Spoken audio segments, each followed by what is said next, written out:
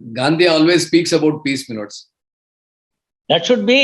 Yes, That should be the spirit. that's true. ಹಾಗಿದ್ದಿದ್ರೆ first unemployed ತಾವು, ನಂತರ ನಾನು. Is it not? True, my lords. ಅದು ಒಂದು ಹೇಳ್ತೀನಿ, ನನ್ನ ಆಶಯವಂತೂ ತಿಳಿಸ್ಬಿಡ್ತೀನಿ. ಒಂದ್ ವೇಳೆ ದೇಶದ ಎಲ್ಲ ಜನರುಗಳು ಕೂಡ ಸುಖ, ಶಾಂತಿ, ಸಮೃದ್ಧಿ, ನೆಮ್ಮದಿಯಿಂದ ಇರೋದಾದ್ರೆ ನನ್ ಕೆಲಸ ಹೋದ್ರೂ ಪರವಾಗಿಲ್ಲ. ಭಗವಂತ ಇನ್ನೇನೋ ದಾರಿ ತೋರಿಸ್ತಾನೆ, ನಾವು ಅದನ್ನ ಸಂಪಾದನೆ ಮಾಡ್ಲಿಕ್ಕೆ ಆಗುತ್ತೆ. True, my lords. ಶಕ್ತಿ ಇದೆ. ಅಂತ ದಿನ ಬೇಗ ಬರ್ಲಿ. In fact that was the intention of presenting the white gloves to the session judge earlier. True, my lords. True. So we will have to see, at least look forward for that. Hope against the hope, but Yes. we shall hope that ಎಲ್ಲರೂ ಚೆನ್ನಾಗಿರ್ಲಿ. ಸರ್ವೇ ಜನ ಸುಖಿನೋ ಭವಂತು. Sukhino bhavantu. Great. ಸಮಸ್ತ ಸನ್ಮಂಗಳಾನಿ ಭವಂತು. ಹೌದು. ಎರಡೂ ಇದೆ. ಎರಡು ಆಗ್ಲಿ, ಏನ್ ತಪ್ಪೇನಿಲ್ಲ. ಎಲ್ಲ ಇನ್ನೊಂದೇನ್ ಹೇಳ್ತೀನಿ, ಈ ಕೇಸ್ ಮುಗ್ದೋಯ್ತು ಅಂತ ಇಟ್ಕೊಳ್ಳಿ, ಲೋಕ ಹೀಗೆ ಇರೋದಿಲ್ಲ, ಸಮಾಜ ಹೀಗೆ ಇರೋದಿಲ್ಲ. ರಾತ್ರಿ ಆದ್ಮೇಲೆ ಹಗಲು, ಹಗಲಾದ್ಮೇಲೆ ರಾತ್ರಿ ಇದ್ದೇ ಇದೆ. ಪುನಃ ನಿಮ್ಮ ಬಿಸ್ನೆಸ್ ಮತ್ತೊಂದು ಚೆನ್ನಾಗ್ ಆಗ್ಬೋದು. ಆಗ ಇವ್ರ ಸಹಾಯನೇ ಪುನಃ ಬೇಕಾಗ್ಬೋದು, ಅವ್ರಿಗೂ ಬೇಕಾಗ್ಬೋದು. Man is A social being, U C. Not, there are no permanent enemies and permanent friends in lifetime, my lords. Especially These are all business and politics. Yes, these are all only circumstantial. That is the famous dialogue of politicians. Now it should also be extended to the business. Yes. Of course, initially it was only in business. Now politics has also become business. Therefore, they have borrowed it. ಅವ್ರು ಯಾರೋ pleadings ನಲ್ಲಿ ಹಾಕಿದ್ರು, I am pursuing my political career ಅಂತ. Politics career ತಪ್ಪೇನಿಲ್ಲ. Political science ಅಲ್ಲಿ ಹಾಗೆ ಹೇಳಿದ್ದಾರೆ, if you choose it as a profession.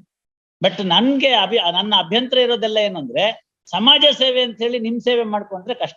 Cooperation for ಹೂಮ್ ಅಂತ.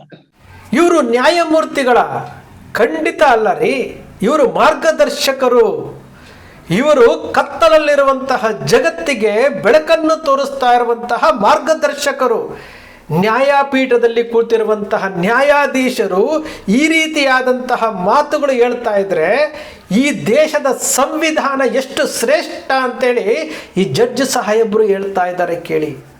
ಈ ಜಡ್ಜ್ ಸಾಹೇಬರು ಹೇಳ್ತಾ ಇದ್ದಾರೆ ಕೇಳಿ. ನಿಜಕ್ಕೂ ಅವರಿಗೆ ಕೈ ಮುಗಿಬೇಕು ಅನ್ನಿಸ್ಬಿಡ್ತು ನನಗೆ ಈ ವಿಡಿಯೋ ನೋಡಿದಾಗ ಕೈ ಮುಗಿಬೇಕು ಅನ್ನಿಸ್ತು.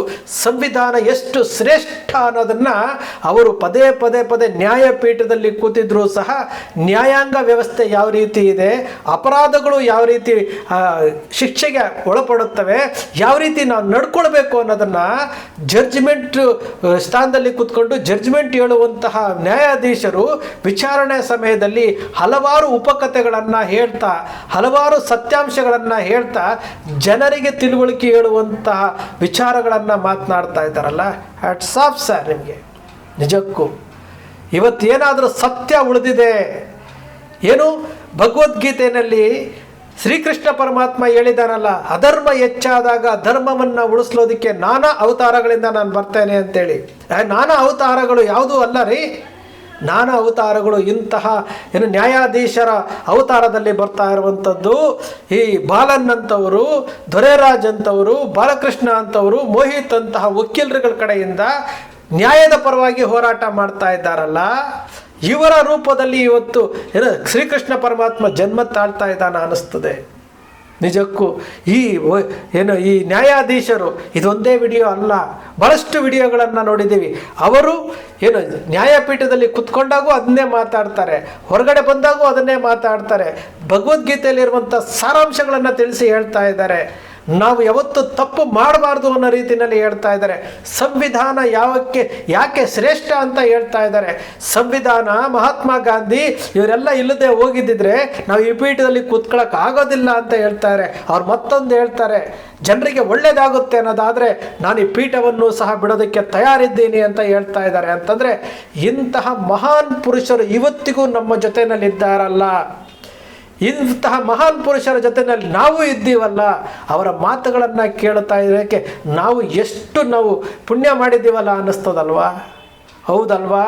ಯಾರೋ ಒಬ್ಬ ಇನ್ನೊಬ್ಬ ಹೇಳ್ತಾನೆ ಅನ್ನೋದಲ್ರಿ, ಒಂದು ನ್ಯಾಯಪೀಠದಲ್ಲಿ ಕುಳಿತು ನ್ಯಾಯದ ತೀರ್ಪನ್ನು ಕೊಡುವಂತಹ ಇಂತಹ ವಕೀಲರುಗಳು, ಇಂತಹ ನ್ಯಾಯಾಧೀಶರುಗಳು, ಇಂತಹ ನ್ಯಾಯಾಧೀಶರು ಸಂವಿಧಾನದ ಬಗ್ಗೆ ಹೇಳ್ತಾರೆ, ಏನು ಭಗವದ್ಗೀತೆ ಬಗ್ಗೆ ಹೇಳ್ತಾರೆ, ಒಳ್ಳೆಯದ ಬಗ್ಗೆ ಹೇಳ್ತಾರೆ, ಏನೋ ಒಳ್ಳೆಯ ದಾರಿ ಬಗ್ಗೆ ಹೇಳ್ತಾರೆ.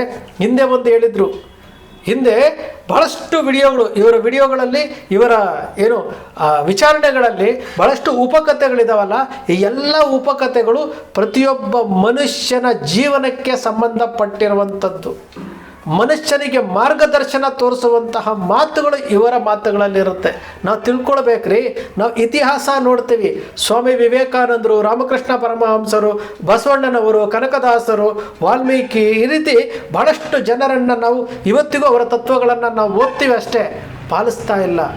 ಇವತ್ತು ಕಲಿಯುಗದಲ್ಲಿ 2025-26ನೇ ಇಸ್ವಿನಲ್ಲಿ ನಮಗೆ ಮಾರ್ಗದರ್ಶಕರಾಗಿ ಆ ಮಹಾನ್ ಪುರುಷರ ಸ್ಥಾನದಲ್ಲಿ ನ್ಯಾಯಪೀಠದಲ್ಲಿ ಕುಳಿತಿರುವಂತಹ ನ್ಯಾಯಾಧೀಶರು ಹೇಳ್ತಾರೆ ಅಂತಂದರೆ, ನಾವು ಅದನ್ನು ತಿಳ್ಕೊಳ್ದೆ ಹೋದರೆ ನಮ್ಮಂತಹ ಮೂರ್ಖರು ಜಗತ್ತಿನಲ್ಲಿ ಯಾರ್ಯಾರಕ್ಕೆ ಸಾಧ್ಯ? ಎಷ್ಟು ಚೆನ್ನಾಗಿ ಹೇಳ್ತಾ ಇದ್ದಾರೆ. ಸಂವಿಧಾನ ಅಂತಂದರೆ ಪ್ರತಿಯೊಬ್ಬರಿಗೂ ಸಹ ಅದೊಂಥರ ಶಕ್ತಿ. ಸಂವಿಧಾನವೇ ಶಕ್ತಿ, ಸಂವಿಧಾನವೇ ಸಿದ್ಧಾಂತ. ಸಂವಿಧಾನವನ್ನು ಇಟ್ಕೊಂಡು ಹೋದರೆ ನಾವು ಏನು ಇಡೀ ಭಾರತ ದೇಶದ ಪ್ರಜಾಪ್ರಭುತ್ವದಲ್ಲಿ ಆ ಸಂವಿಧಾನ ನಮಗೆ ಕೊಟ್ಟಿರುವಂತಹ ಹಕ್ಕುಗಳನ್ನು ನಾವು ಪಾಲಿಸ್ಕೊಂಡು ಹೋಗ್ಬಿಟ್ರೆ ಬಹುಶಃ ಈ ದೇಶ ಸುಭಿಕ್ಷವಾಗುತ್ತೆ. ಪ್ರಶ್ನಿಸುವಂತಹ ಹಕ್ಕು ನಮ್ಮಲ್ಲಿಲ್ಲ, ಅದನ್ನು ಕಳ್ಕೊಂಡ್ಬಿಟ್ಟಿದ್ದೀವಿ.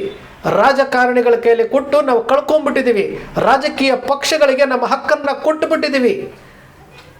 ನಿಜಕ್ಕೂ ಬಹಳ ಖುಷಿಯಾಗಿರುವಂತಹ ವಿಚಾರ, ಬಹಳ ಏನು ಯೋಚಿಸುವಂತಹ ವಿಚಾರಗಳನ್ನು ನಮ್ಮ ಜಡ್ಜ್ ಸಾಹೇಬರು ಅವರು ನ್ಯಾಯಪೀಠದಲ್ಲಿ ಕೂತ್ಕೊಂಡು ಅವರ ವಕೀಲರುಗಳಿಗೆ ಹೇಳ್ಕೊಡುವಂತಹ ಮಾತುಗಳನ್ನು ಕಾಣ್ತಾ ಇದ್ದಾಗ ಇನ್ನೂ ಈ ಭಾರತ ದೇಶದಲ್ಲಿ ಇನ್ನೂ ಸಹ ಸತ್ಯ, ನಂಬಿಕೆ ಎಲ್ಲವೂ ಸಹ ಉಳಿದಿದೆ, ಇಂತಹವರಿಂದ ಉಳಿದಿದೆ.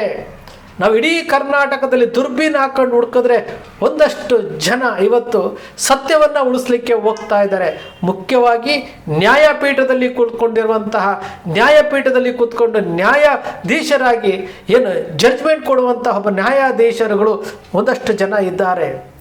ಬೆಂಗಳೂರಿನ ಹೈಕೋರ್ಟ್ನಲ್ಲೂ ಇದ್ದಾರೆ, ಕಲಬುರಗಿ ಹೈಕೋರ್ಟ್ನಲ್ಲೂ ಇದ್ದಾರೆ, ಧಾರವಾಡ ಹೈಕೋರ್ಟ್ನಲ್ಲೂ ಇದ್ದಾರೆ. ಇವರೆಲ್ಲರೂ ಸಹ ಕೆಲವರು ಹೇಳ್ತಾ ಇರುವಂಥ ವಿಚಾರಗಳನ್ನು ಕೇಳ್ತಾ ಇದ್ದರೆ ಹೌದು, ಈ ದೇಶವನ್ನು ಉಳಿಸೋದಕ್ಕೋಸ್ಕರವಾಗಿ ಮನುಕುಲಕ್ಕೆ ಒಳ್ಳೆಯ ಸನ್ಮಾರ್ಗವನ್ನು ತೋರಿಸೋದಕ್ಕೋಸ್ಕರವಾಗಿ ಇಂತಹ ಮಹಾನ್ ಪುರುಷರ ಬಾಯಿನಲ್ಲಿ ಆ ದೇವರೇ ಹೇಳಿಸ್ತಾ ಇದ್ದಾನೇನೋ ಅನ್ನಿಸುತ್ತೆ.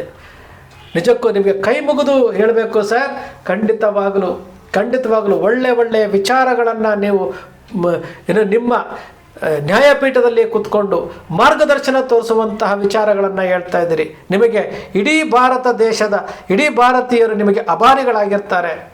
ಸಂಭವಾಮಿ ಯುಗೆ ಅಂತೇಳಿ ಶ್ರೀಕೃಷ್ಣ ಪರಮಾತ್ಮ ಹೇಳಿದ್ನಲ್ಲ, ಆ ರೀತಿ ನೀವು ಅಧರ್ಮ ಹೆಚ್ಚಾಗ್ತಾ ಇದೆ ಅಂತಂದಾಗ ನಿಮ್ಮ ಮಾತುಗಳ ಮೂಲಕ ಅಲ್ಲಿ ನಡೀತಾ ಇರುವಂತಹ ತಪ್ಪುಗಳನ್ನು ತಿದ್ದಿ ಹೇಳುವಂತಹ ಕೆಲಸ ಮಾಡ್ತಾ ಇದ್ದೀರಿ. ನಿಮಗೆ ನಿಮ್ಮ ಅಕ್ಷರ ಮೀಡಿಯಾದ ಮೂಲಕ ಧನ್ಯವಾದಗಳನ್ನು ಹೇಳ್ತಾ ಇದ್ದೀವಿ. ಸ್ನೇಹಿತರೆ, ನಿಮ್ಮ ಅಕ್ಷರ ಮೀಡಿಯಾ ಸೃಷ್ಟಿ ಮಾಡೋದಿಲ್ಲ, ಕಲ್ಪನೆ ಮಾಡೋದಿಲ್ಲ, ವಾಸ್ತವದ ವಿಚಾರವನ್ನು ವಿಶ್ಲೇಷಣೆ ಮಾಡುತ್ತೆ. ನಿಮ್ಮ ಅಕ್ಷರ ಮೀಡಿಯಾದ ವಿಶ್ಲೇಷಣೆ ನಿಮ್ಗೆ ಇಷ್ಟ ಆಯಿತು ಅಂದರೆ ಸಬ್ಸ್ಕ್ರೈಬ್ ಆಗಲಿಲ್ಲ ಅಂದರೆ ಸಬ್ಸ್ಕ್ರೈಬ್ ಮಾಡ್ಕೊಳ್ಳಿ, ಪಕ್ಕದಲ್ಲಿ ಕಾಣುವಂಥ ಬೆಲ್ ಐಕಾನ್ ಪ್ರೆಸ್ ಮಾಡಿ, ಶೇರ್ ಮಾಡಿ, ಪ್ರೋತ್ಸಾಹ ನೀಡಿ.